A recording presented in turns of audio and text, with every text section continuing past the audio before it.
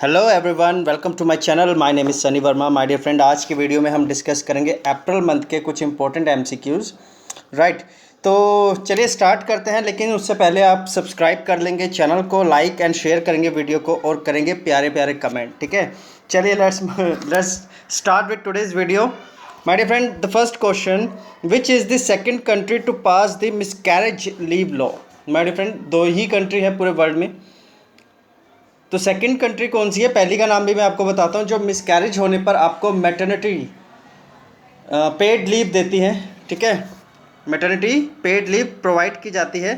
तो second country का नाम यहाँ पर पूछ रहे हैं, क्या स्विट्ज़रलैंड, नॉर्वे, न्यूजीलैंड और Germany? The right answer of this question is my dear friend New Zealand, not Norway. Okay, New Zealand only. The first country was India. Right, India ने maternity miscarriage, post miscarriage maternity paid leave सबसे पहले India ने किया था, उसके बाद New Zealand ने किया। माय डियर फ्रेंड, न्यूजीलैंड के अंदर काफ़ी ज़्यादा नंबर्स मिलते हैं मिसकैरेज के। 4 में से 1 लेडी का मिसकैरेज न्यूजीलैंड में हो जाता है, तो उसके चलते मिसकैरेज अपनी हेल्थ को लुक आफ्टर करने के लिए दिया जाता है उनको लीव, मैटरनिटी पेड लीव। ठीक है, न्यूजीलैंड। चलिए, विच institution release the annual flagship report world economic outlook? मैं आप लोगों को ध्यान से देखने को कह रहा हूँ। एक बार यहाँ पर देखिए, वर्ल्ड इकोनॉमिक फोरम नहीं पूछ रहा है जो डेवॉस में है।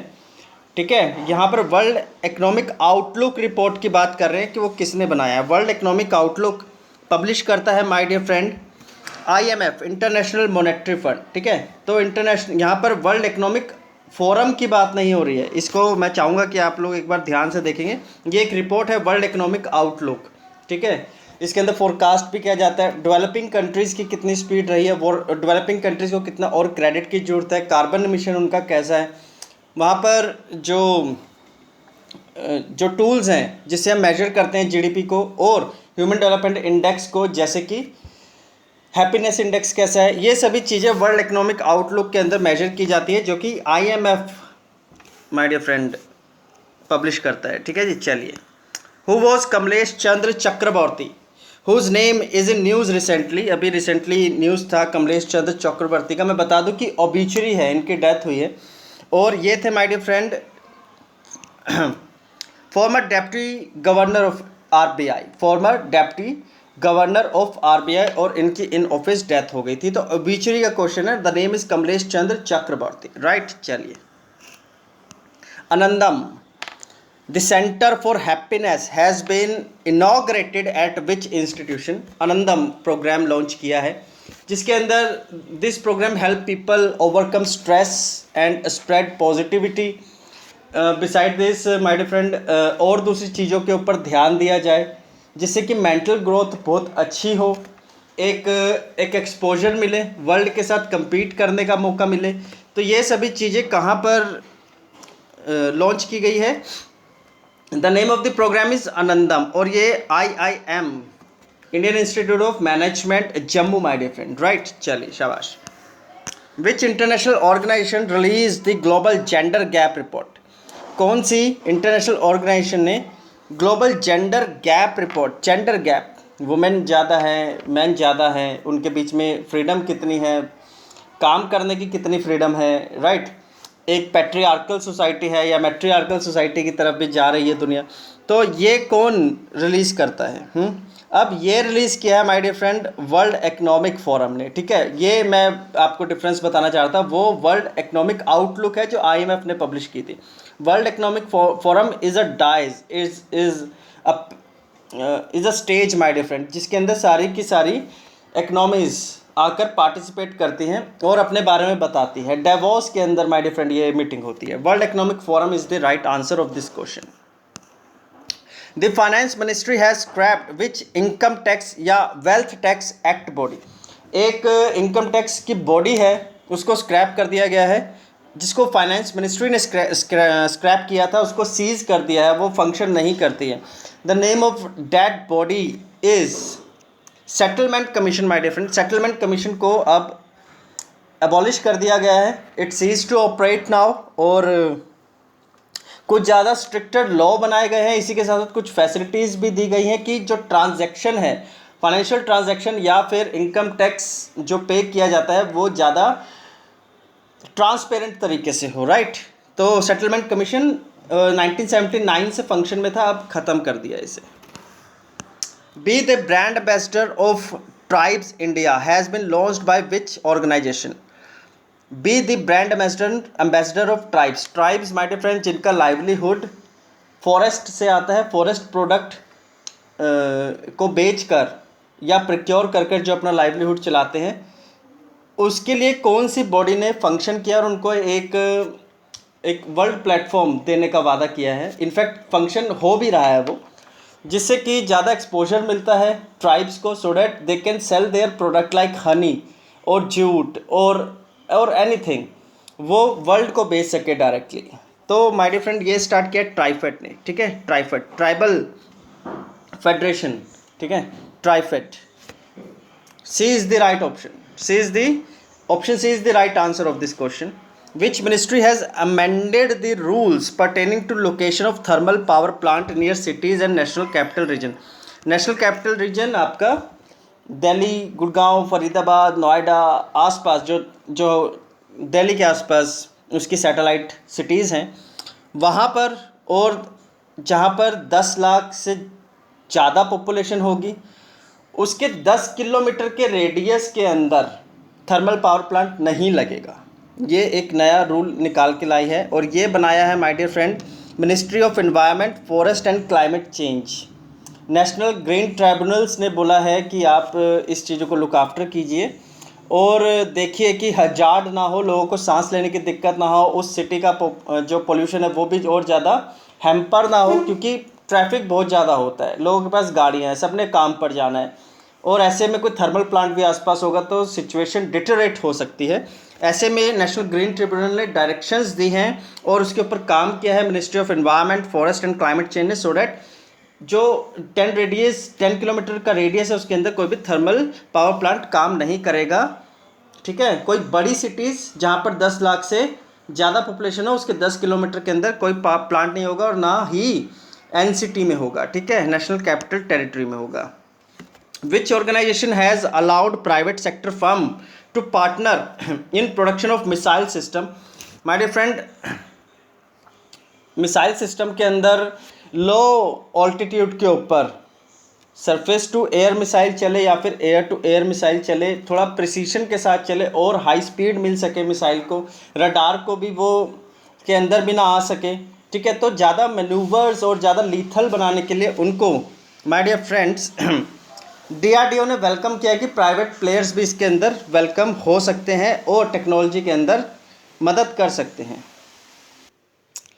Next question my dear friend, which development bank has approved a loan of $484 million. My dear friend एक कॉरिडोर बन रहा है, इंडस्ट्रियल कॉरिडोर, जो कि चेन्नई कन्याकुमारी इंडस्ट्रियल कॉरिडोर के नाम से जाना जाता है। 6 नोड अभी तक अप्रूव हुए हैं उसके, जहाँ पर मेजर पॉपुलेटेड एरियाज़ जो हैं और वहाँ पर जहाँ पर रॉ मटेरियल ज़्यादा मिलता है, मिनरल और ज़्यादा मिलते हैं, तो एक इंडस्ट्रियल कॉरिडोर बनाया गया है। उसकी कनेक्टिविटी के लिए जो पर्टिकुलर नोड है चेन्नई कन्याकुमारी का, उसके लिए फाइनेंस जो स्पॉन्सर कर रहा है वो कर रहा है Asian development bank. So B is the right answer of this question, right. चलिए my dear friend, Netra Kumanan जो कि न्यूज़ में थे रिसेंटली और टोक्यो ओलंपिक्स के अंदर उन्होंने क्वालिफाई कर लिया, कौन से स्पोर्ट्स के साथ एसोसिएटेड है, वेट लिफ्टिंग, सेलिंग, फेंसिंग या टेबल टेनिस।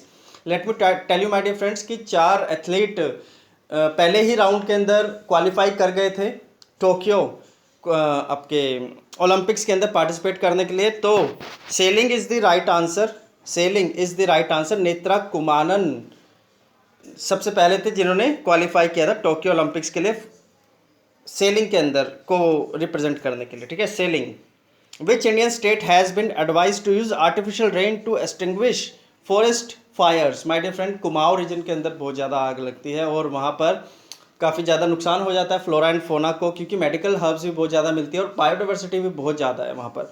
तो उत्तराखंड इज़ द स्टेट जिसने सजेस्ट किया है कि आर्टिफिशियल रेन यहाँ पर की जा सके और यहाँ पर फॉरेस्ट के अंदर जो आग लग जाती है उसको कवर किया जा सके। चलिए my dear friend, how many countries are part of the multinational association BASIC. Now what is BASIC? BASIC is Brazil, Africa, India and your China, ठीक है। तो 4 countries my dear friend, option B is the right answer of this question.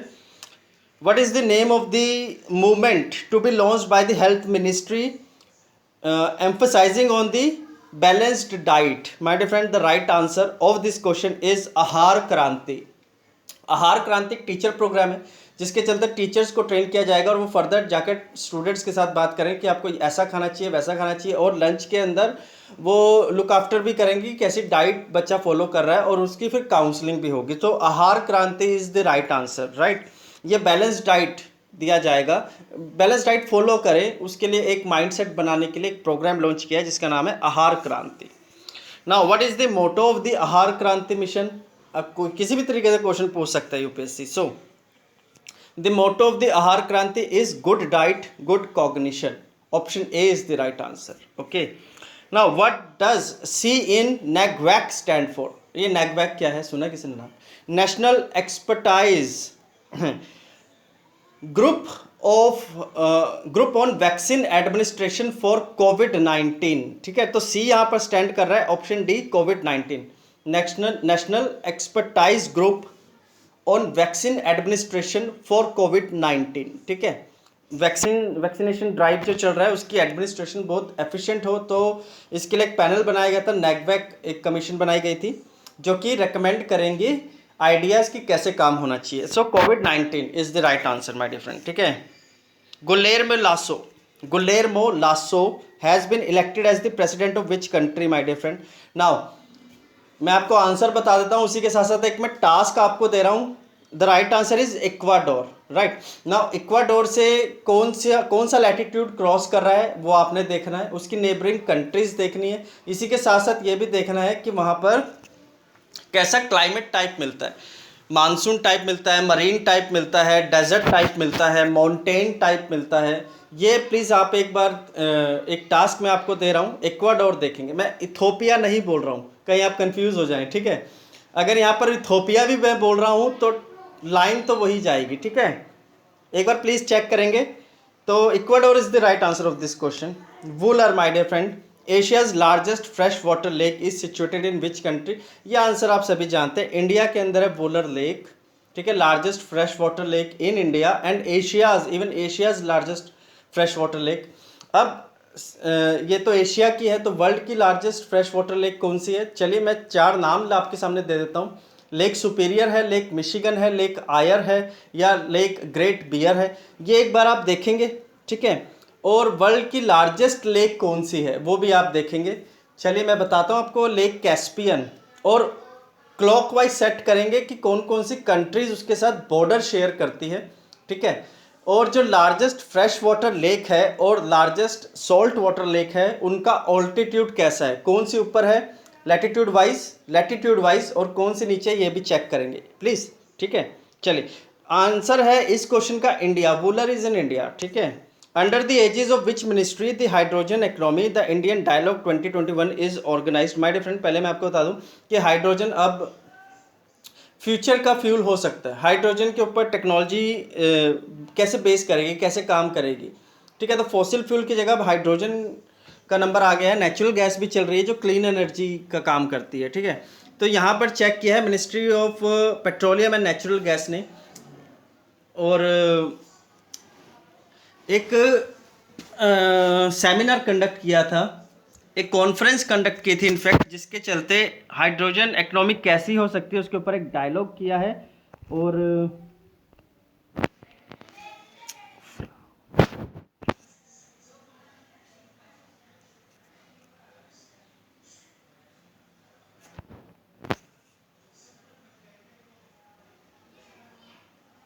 देखिए, I am sorry about this.